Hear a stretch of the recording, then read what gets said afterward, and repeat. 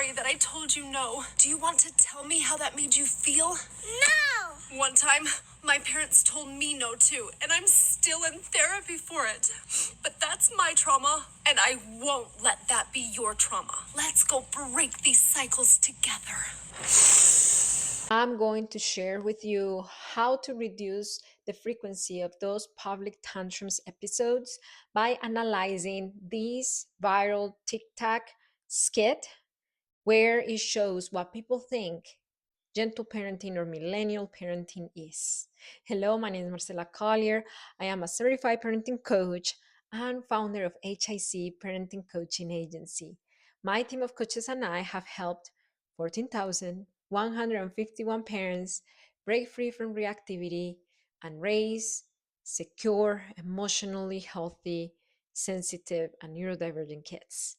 If you have a sensitive child, a neurodivergent child, and you're trying to raise your children differently from the way you were raised, I encourage you to subscribe to our channel because this is the content for you. Okay, so let's analyze it. So sorry that I told you no. Do you want to tell me how that made you feel? No! One time, my parents told me no too, and I'm still in therapy for it. And this is such a misconception.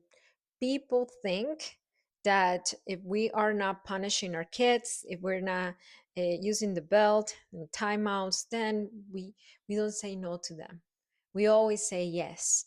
Or a lot of parents, I've seen it too, that they're trying this new parenting style or authoritative, gentle parenting, positive parenting style, and I cannot say no to my kids because if I say no, no, you can say no to your kids. You can say no, we are not getting that toy today. And one thing that I have to say, many people, many people, and I empathize to you because I used to fall in that category as well. That would just say yes to avoid the tantrum. I was in Sam's Club with my twins, and then one of my twins, he was 1 year old, 1.5. He fell in love with a reindeer onesie that wasn't even his size; it was an adult size, and I bought it just because to avoid the tantrum. So even a parenting coach sometimes sleeps, but you know what? When it is a constant of us giving in to avoid the tantrum, that actually feeds the tantrums a lot more. We don't have to be mean with our kids to hold our firm boundary and say, no, we are not going to buy the reindeer onesie, even if they have a tantrum. That's the risk that we're taking. But then the benefit is that the more they see us holding the boundary, the less frequent these episodes are going to happen. But that's my trauma, and I won't let that be your trauma. Let's go break these cycles together.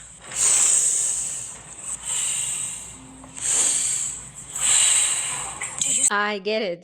This was a comedy skit, and comedy is an exaggeration of the reality. So, is it wrong what she was doing? In nature, it is recommended that when your children are having big emotions, to model the things that we want them to do. So she was modeling the breathing, but you like the exaggerated talk of like, oh, I'm going, let's break cycles together. Like we can leave that out for when we are, you know, when we are what? We can leave that out. Our kids don't need all that. Okay, let's take a deep breath. You are safe, you're okay, and it's still a no. And you know what? But my child doesn't take deep breaths. Sensitive kids feel their feelings really deeply, and neurodivergent kids as well.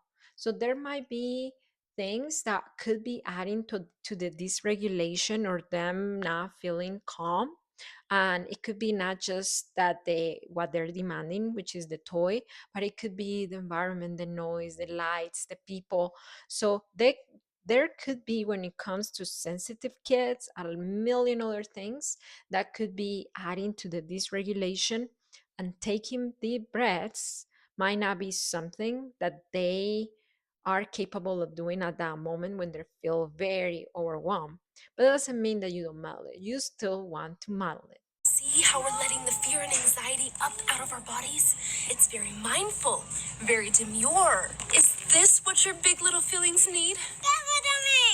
I will never tell you no again. Have you ever heard that every behavior communicates a need? A need is not a child's demand. The child demanding a toy is not a need. So it is not about giving in to the demand, it's about seeing the feeling, acknowledging the feeling, and possibly meeting the need. For example, in this case, it could be, I don't know, it could be that the child is overstimulated. It could be that the child is just wanting that toy, but the need there the need there could be that their love language is gifts and they want to feel loved through gifts. Do we do we give in? Not necessarily true. If it is not in your budget or in your to-do list to buy them a gift, if that is a no for you, then don't give in. And if their need is for connection, then you can provide connection in a different way. If their need is that they're overstimulated and now they're finding anything to tantrum about, then it is about recognizing the need and meeting it. That's how you go from those frequent meltdowns all the time to not so frequent meltdowns.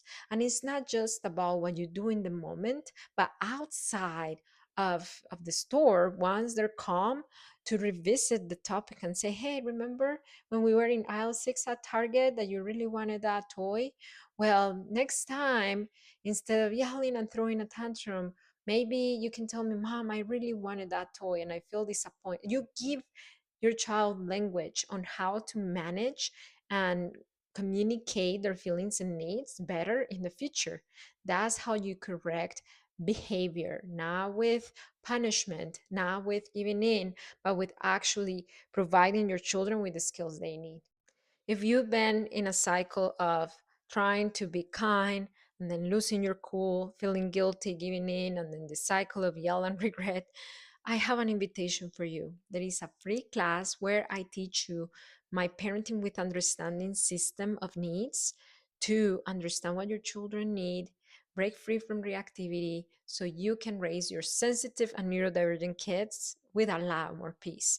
You can find this free class in hicparenting.com. I'm going to leave a link up here on a card on top, or you can leave in the description below, open the description of this video, and it is there as well.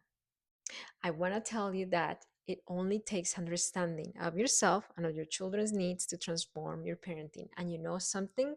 If you found this video valuable, share it with your spouse, share it with a friend, and let them know, hey, this helped me understand what to do in public meltdowns. I'm sure it could help you too. Okay, I'll see you next time.